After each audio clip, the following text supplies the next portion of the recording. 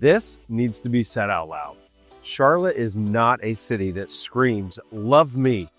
That's Miami. That's Nashville. Charlotte plays the long game, and once you get it, it's addictive.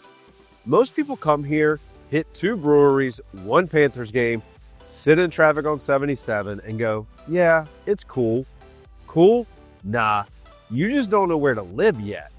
You're not grabbing tacos on a random Tuesday, running into the same people on the rail trail, and realizing you haven't checked Zillow in months because life just works. That's the quiet separator. Charlotte doesn't reward visitors. It rewards people who actually figure out how to live here. If you're thinking about moving here, already live here, or wondering why people stay longer than they planned, this video is for you. I'm breaking down the top 50 things to do while living in Charlotte, North Carolina. Real life stuff, not tourist list. So be honest, are you living Charlotte the right way or just passing through it? Straight up for a minute. I've seen this happen a lot. People move to Charlotte with a timeline. 6 months, a year, we'll see how it goes. It's a test run. And then they stop keeping score. They stop counting weekends. They stop saying when we leave. They start defending their favorite taco spot like it's personal, standing in line at Optimist Hall with the windows open and that tortilla smell hitting the sidewalk. Suddenly, they're timing errands around traffic without even thinking about it. And Charlotte stops feeling like a city. It just becomes life. That's the pattern people don't clock early. It doesn't try to impress you fast. It settles in quietly. And by the time you notice, you're already in it. Because before anyone falls in love with Charlotte, they fall into a rhythm here. And that rhythm usually starts way closer to home than people expect. Which brings us to the first thing that really makes this city click: the neighborhood hangouts and social routines that make Charlotte feel like home. Charlotte wins people over through repetition, not spectacle. Not skyline views, not bucket list attractions. The hook comes later, when the bartender doesn't ask what you want anymore, when the barista starts your order before you finish the sentence, when you realize you've nodded at the same 5 people on the rail trail 3 times this week: the dog walker, the guy in work boots, the couple arguing quietly with coffees in hand. And somehow that feels normal. That's how Charlotte works. Over half the people who live here moved to Charlotte within the last decade, which means almost everyone starts as a stranger. And yet most people end up living inside a tight little 10 to 15 minute bubble without even trying. Studies on daily routines here show most residents do the majority of their errands, workouts, and casual social stops within that same short radius. Same routes, same stops, same faces. It's lingering in a walkable pocket where nothing headline-worthy is happening, yet everything feels dialed in. Cutting through South End on foot because it's faster than driving.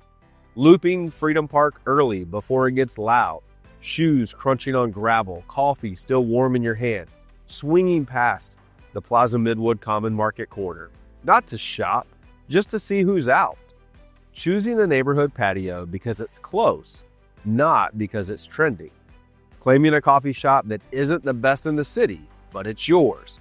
Same chair, same outlet, same background noise, espresso machine hissing, patio fans humming, that low, steady buzz that somehow keeps you focused.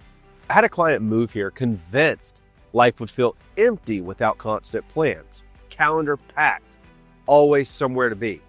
2 months later, they laughed and said, "We didn't even do anything this weekend." But they were relaxed because they walked the same loop near Plaza Midwood, grabbed the same lunch at the same counter, same order, same 10-minute reset they didn't know they needed, ran into the same couple they met the week before and felt more connected than they had in years. That's the shift people don't see coming. There's data behind that feeling too.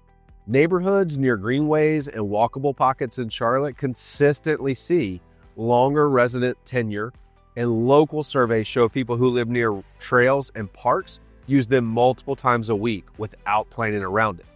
Friendships form through proximity here, through timing, through habits, not effort.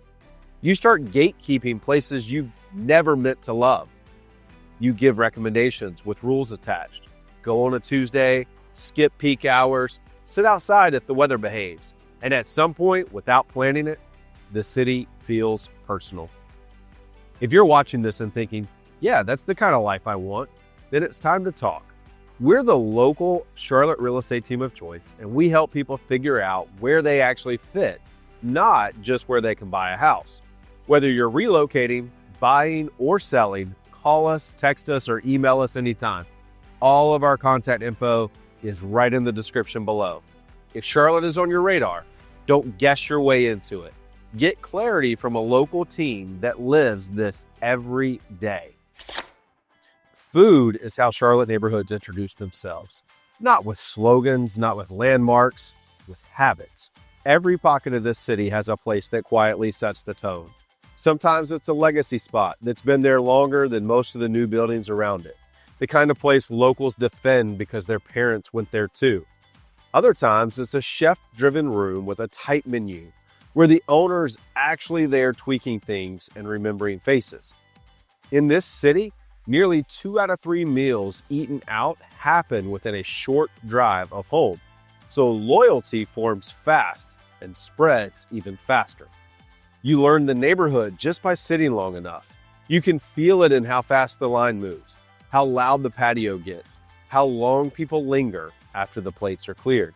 Food halls matter here more than people expect, not as a novelty, but as a routine. Optimist Hall is a weekday stop for a lot of people, not a weekend event. Pop in midweek, grab one thing, run into someone you didn't plan to see. Local data shows food halls here pull repeat visits multiple times a month from the same households, not tourists bouncing through. They turn into neutral ground for neighborhoods that don't always overlap. And once that becomes normal, your world shrinks in a good way. Breweries work the same way. They're not destinations. They're extensions of people's living rooms. You don't check reviews, you check who's there. Dogs under tables, kids tossing rocks in the gravel, someone you recognize from the greenway giving you that nod like, yeah, you live here too. Charlotte consistently ranks among the top U.S. cities for breweries per capita, and most locals have one they walk to, not drive across town for. That's why breweries here outlast trends. They're social infrastructure. Charlotte's food scene also gets global fast once you stop eating just off the main roads. Neighborhoods are tied to cultures in quiet ways. Strip plazas with killer international spots. Family-run kitchens that never advertise but stay packed. Central Avenue is a perfect example of this. You don't stumble into those places accidentally. Someone shows you, and once they do, you protect it. Southern comfort food still matters too. Not fancy versions, the real ones. Heavy plates, familiar flavors. The spots you crave when the week's been long and you don't want to think. In a city that's growing fast, those places survive because they're still busy on random Tuesdays, not just weekends. That food anchors the city just as much as anything new does. And then there's lunch, the underrated part. Hidden weekday counters, 10-minute resets, same order, same seat. A lot of Charlotte professionals eat lunch out 3 to 4 times a week, usually within a few miles of work or home. The kind of place you only hit between meetings or errands, but somehow it becomes part of your weekly rhythm without ever planning it. Late nights tell a different story. Certain neighborhoods don't quiet down after dinner. Food trucks, kitchen windows, last call bites that turn into conversations. NoDa is a classic example. That's when people from different parts of the city overlap. You start hopping neighborhoods just to eat, not because you're chasing hype, but because you want that one thing is worth the drive. Surveys around dining behavior here show late night food traffic spikes hardest Thursday through Saturday after 9 p.m., especially near brewery and music districts. And if you really want to know you found a local place, listen for arguments. Best burger, best wings, best slice. People disagree on purpose here. loudly, and they never change their minds. That's how you know the spot matters. Data backs this rhythm up. Charlotte residents eat out more frequently than the national average, but the spending stays neighborhood focused. People repeat comfort close to home. They don't chase everything. They settle into a few places and build identity around them. I've watched people move here swearing they'll explore nonstop.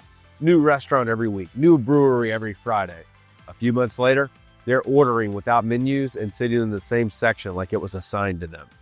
That's when food stops being entertainment and starts being community.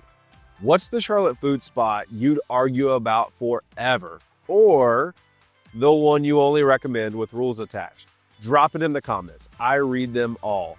Because once you know where people eat, drink, and linger, you understand how they unwind. And Charlotte doesn't unwind indoors forever. A lot of life here pulls people back outside, into trails, greenways, and open-air routines that balance all of this out. Here's what surprises people about Charlotte. Outdoor life here isn't about adventure. It's about permission. Permission to slow down, to step outside without needing a reason, to treat fresh air like part of your routine instead of a reward you earn on weekends. This city quietly gives you space to breathe between obligations. That's rare. You see it in the way people use the outdoors here. Not for bragging rights, not for epic hikes, but for balance. Short walks between calls on the Little Sugar Creek Greenway. A few casual miles without checking a map. Bikes rolling through neighborhoods with no route plan because the path just works. Sunset laps around Freedom Park. Shoes crunching on gravel, earbuds half in, half out. That familiar pause at the small footbridge where everyone slows down for no real reason. Charlotte's layout makes that possible. Over 80% of residents live within a 10-minute drive of a park, greenway, or trail. That means stepping outside doesn't require planning. No packing, no prep, no production. Just go. And the system keeps growing. The county added nearly 9 miles of new greenway in a single recent year, and another stretch is already in motion. That matters because access changes behavior, and people use it. A majority of Charlotte residents report using parks or greenways weekly, not seasonally. That's the difference. Outside is baked into the week, not saved for later. And it's not just walking. People paddle here midweek. Quick kayak laps or flat water sessions out at the U.S. National Whitewater Center after work. Not as a bucket list thing, but as a reset. Same deal with outdoor fitness. Run clubs that don't care if you're fast. Yoga in the park where nobody's performing. You show up when you can. You disappear when you can't. No pressure. The vibe matters. These aren't loud, chaotic spaces. They're calm, predictable, familiar. You're not trying to conquer anything. You're just reclaiming a little mental space. Weekdays are where it shows up the most. Mid-morning walkers, mid-afternoon strollers, people outside at times that don't scream free time. That's the tell. Outdoor life here isn't scheduled. It's woven in. Weather helps too. Long shoulder seasons, mild winters. You're outside more months than you're not. Walks don't disappear after summer. They just shift earlier or later. Outdoor habits here are flexible, not fragile. There's another layer that people don't expect. Outdoor time turns social without trying to be. The same dog, same jogger, same group stretching in the same corner of the park. You don't exchange names right away, you exchange nods, and that counts here. This is why burnout hits differently. People decompress in small doses instead of waiting for a big escape. 20 minutes outside does the work. Over time, that adds up. Work feels lighter, evenings stretch, weekends stop feeling like recovery missions. And once that pace locks in, something else changes. You start wanting a little more quiet, a little more space, a little more nature without giving up the city rhythm. That's when Charlotte's location starts pulling you outward. Short drives, easy escapes, places far enough away to feel different, yet close enough to repeat. And if you're still watching, it's because this city keeps revealing itself layer by layer. The next one matters more than you think. Some Charlotte experiences don't happen every week, but when they happen once, they stick. These are the moments that turn into shorthand later, the ones locals reference without explaining, the things you don't plan your life around, but somehow remember years later. You feel it the first time you're in a packed crowd at a Carolina Panthers game, not even caring about the score as much as the noise. Bank of America Stadium regularly pulls in crowds north of 70,000, and when it's full, you can feel it ripple through Uptown. Or when the city shows up for the Charlotte Hornets on a random weeknight and the arena feels louder than it should, because tens of thousands of people made the same midweek decision. Sports here aren't about championships. They're about shared tension, collective hope. Everyone riding the same emotional wave for a few hours. Some of the most memorable moments have nothing to do with the scoreboard. Walking uptown after work hours when the ties come off and the sidewalks finally feel human. Foot traffic downtown jumps significantly after 6 p.m. on event nights, which is why the city feels completely different once it empties out. Grabbing a drink, catching live music, realizing this part of Charlotte actually breathes after dark. That's when Uptown makes sense. An evening on the Charlotte Rail Trail, walking or biking without a plan, just following the crowd and the noise until you land somewhere that feels right. The rail trail sees millions of users a year, and on peak weekends, certain segments average well over 10,000 people in a single day, which explains why it feels alive without feeling chaotic. It's one of those experiences that only clicks when you slow it down and let the city move around you. Charlotte feels like two cities sometimes, efficient and quiet during the day, social and alive at night, without either one hijacking the other. Food becomes part of the memory too. Hanging out at Optimist Hall, not rushing, not ordering everything, just existing in the middle of the city with a plate in one hand and time in the other. On busy weeks, that space pulls in thousands of people a day, which explains why everyone eventually ends up there without planning it. Some moments leave a physical mark. Standing in line with strangers at Charlotte Motor Speedway, feeling the engines before you hear them. Major race weekends bring in well over 100,000 fans, and walking out afterwards with your ears ringing makes it obvious why people remember it for years. Other experiences land quieter. Visiting the NASCAR Hall of Fame once just to understand why it matters here. Catching a skyline evening from a rooftop. City lights flickering one by one. Realizing Charlotte looks different from above when the pace finally slows. And every so often, the whole city syncs up. Large festivals, big weekends, streets closed, events that draw tens of thousands of people into the same few blocks at the same time. The specific event matters less than the feeling that Charlotte decided to show up together. These moments work because the city shows up when it matters. It might feel calm day to day, but when something big is happening, it feels unified, focused, like everyone agreed to be in the same place at the same time. Once you stack a few of these, something clicks. You stop feeling like you're passing through. You start feeling like you were there when it happened. Experiences turn into memories, memories turn into stories, and stories turn into identity. Those shared moments are the glue. They're why people stay connected to the city even as it grows and changes. But here's the shift. After the everyone does this once experiences, Charlotte starts offering something else. Less obvious, more personal. Things that don't make headlines, but quietly shape how your life actually feels. That's where the next layer lives. Here's the part that people don't expect.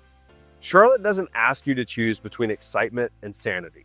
In a lot of cities, energy comes with a tax. Traffic, lines, late nights that punish you the next morning. The city knows when to push and when to let off. Some days, the energy shows up quietly. A daytime event you stumble into while running errands. A market that feels more like a neighborhood hang than a destination. You weren't planning to stay long, but you don't feel rushed either. Other days, it ramps up early and fades out clean. Patios in South End fill before dinner. Yard games pop up. People drift in, drift out. No wristbands, no schedules. You don't feel like you're missing anything if you leave early. Then there are the nights when Charlotte goes full volume. A packed game at Spectrum Center, a loud crowd. everyone locked in at the same time. You feel the chants bounce off concrete, the bass in your chest for a split second. The crowd surge when something big happens. And here's the difference. When it's over, it actually ends. Charlotte regularly pulls crowds of 30,000 plus for major games and events, yet average event exit times stay under 25 minutes. You get home, you sleep, the next morning still feels like a morning, not a recovery mission. Live music works the same way. You can be close enough to feel it without being crushed by it. You don't spend the whole night fighting crowds just to say you were there. You enjoy the moment, then step back into your life. Festivals land in the same lane. They feel seasonal, not constant. Big enough to matter, but short enough to enjoy.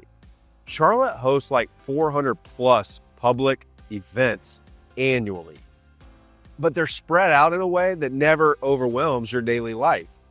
You show up, soak it in, and by the next day, the city hands you your normal routine back. That's the balance that Charlotte nails. You're never starved for things to do, but you're also never trapped by them. Energy is available, but not mandatory. Participation is optional, not performative. And over time, that changes how you live. You stop chasing every event. You stop measuring fun by how exhausted you are afterward. You start choosing experiences that fit your pace, which opens the door to something else entirely. Because once those noises fade, Charlotte has a quieter side that doesn't try to impress anyone. It just grows on you. Everything up to now is surface level. The next part is where living here actually locks in. Here's the honest version. Most people don't move to Charlotte for the art scene. They move for work, for space, for lifestyle, for a reset. The culture sneaks in later. At first, you don't notice it. You're busy learning neighborhoods, figuring out traffic, finding your people. Creative stuff feels optional, something that you'll get to eventually. Then, one night, you go somewhere small. No hype, no expectations. A room with bad lighting, folding chairs, and someone brave enough to share what they're working on. Maybe it's tucked into an old warehouse that used to be something else entirely. The concrete floor still smells faintly like fresh paint and dust. You realize something uncomfortable and kind of exciting. You're not the target audience, and that's why it works. On weekends, you start wandering through arts pockets without a plan. You drift through Noda without really meaning to. You cut down a side street and notice a mural you've passed 10 times, but never really looked at it. Someone's painting live. Someone else is taking photos. Nobody's directing traffic. You just wander. Eventually, you step into a museum on a random afternoon. Not because it's on a list, because you have time. You don't rush it. You don't even love everything inside, but something sticks. Places like the Mint Museum see hundreds of thousands of visitors a year, and a growing share of them are locals coming back more than once. Charlotte's creative spaces don't try to convert you. They'll assume you'll find them when you're ready, when your taste sharpens, when you stop needing everything to be impressive and start wanting things to be honest. You begin recognizing styles, noticing repeat faces, following the same few creators without even thinking about it, buying a small print, grabbing something handmade. That matters because Charlotte's creative economy supports over 30,000 working artists, designers, and performers across the region. Your definition of a good night out changes. Less spectacle, more substance. That shift shows up in small ways. You linger longer, you listen more than you talk, you care less about whether something is popular and more about whether it feels sincere. Nearly 60% of Charlotte residents attend at least one arts or cultural event each year, and most of them don't call themselves art people. And here's the part that people miss. The city's creative energy isn't centralized. It's scattered, embedded, woven into unexpected corners, former industrial spaces, back rooms, side streets. You don't consume it in a single weekend. You absorb it over time. And that's why people who've been here longer talk about Charlotte differently than newcomers. They're not naming places, they're describing feelings, moods, moments that didn't seem important until later. And at some point, you realize the city didn't change. You did. What's something creative in Charlotte that you didn't get at first, but grew into over time? Was it a show, a mural, a space, a maker that you now follow? Drop it in the comments because that's where the real story lives. Because once your taste evolves, your priorities shift too. You start caring less about what's exciting and more about what's sustainable. Where you want to spend your time, who you want around you, how your days actually feel. And that leads straight into the final layer of Charlotte living, the one that decides whether this is just a chapter or the place you build your life. One more shift, then we bring this home. Here's the quiet advantage people don't fully appreciate until they've lived here a bit. Charlotte doesn't trap you. It gives you options. You're not locked into one type of weekend. You're not choosing between city life and escape. You get both without needing a 3-day plan or a recovery Monday. One direction puts you in the mountains. In about 2 to 3 hours, you're winding through the Blue Ridge Mountains, windows down, the air's cooler, the pace is slower. The moment your ears pop slightly on the climb and the temperature drops a few degrees, your shoulders relax without asking permission. You don't have to be outdoorsy to enjoy it. Cabin weekends, scenic drives, small town diners that feel earned because you didn't have to cross 3 states to get there. Places like Asheville become repeat trips, not once-a-year events. Towns near Boone turn into easy fall or spring resets instead of big productions. Head the other way and you're at the coast. Same deal. An easy 3.5 to 4 hour drive puts you eating seafood by the water in Charleston or Wilmington without turning it into a production. That's rare. Beach weekends feel spontaneous instead of scheduled months out. Then there's the in-between trips that people underestimate. Lake weekends, short escapes, a night away that feels like a reset, not a relocation. Over 70% of Charlotte residents live within a half-day drive of mountains, lakes, and beaches, which is why these trips stay casual instead of aspirational. Places around Lake Norman turn into last-minute plans instead of calendar events. That flexibility changes how you live. You stop feeling boxed in. You stop feeling like you need to move again just to experience something different. Charlotte becomes the place you come back to, not the place you're trying to escape from. And that matters more than people think, because once a city works as a home base, it stops competing for your attention. It supports your life instead of demanding to be the center of it, which brings everything full circle. Let me put it this way. At some point, you stop talking about Charlotte. Not because it's boring, because it stops being a topic. You're not constantly comparing it to where you came from. You're not explaining it to people anymore. You're just living. Your days don't feel like highlights or lowlights. They feel usable. You wake up and you're not already behind. You move through your morning without friction. The small stuff doesn't pile up in the way it used to. You handle things as they come, not all at once. Maybe you're cutting through Freedom Park without thinking about it, or grabbing coffee on autopilot in South End because it just fits your route now. You don't spend your day counting down to escape it. And that's the shift. Life here doesn't feel like a series of moments you're trying to optimize. It feels like something you can settle into without losing momentum. Part of that is practical. The average commute in Charlotte sits around 26 minutes, which quietly changes how your mornings and evenings feel. Less edge, less rush. Different seasons of life land here differently, and Charlotte doesn't punish you for changing lanes. You still have ambition, you still want more. You're just not tense about it all the time. Your nervous system chills out. You make decisions faster. You waste less energy. You don't overthink every plan because tomorrow will still feel okay, even if tonight is quiet. Over half the people who live here moved within the last decade, and a lot of them say the same thing once they settle in. Life feels lighter than expected. That's the part that people never say out loud. Living in Charlotte lowers the volume in your head, not in a way that makes life smaller, in a way that gives you room to hear yourself again. And once that happens, you realize something important. The city isn't carrying your identity for you. It's not asking to be the main character. It's just giving you a stable platform to build from. Which is why the final question isn't about nightlife, food, or neighborhoods anymore. It's about whether this feels like a place you can grow without burning out. And if you're honest with yourself, you already know the answer. Charlotte doesn't reward people who sit on the fence. It rewards people who get clear. Everything you just watched ladders up to this.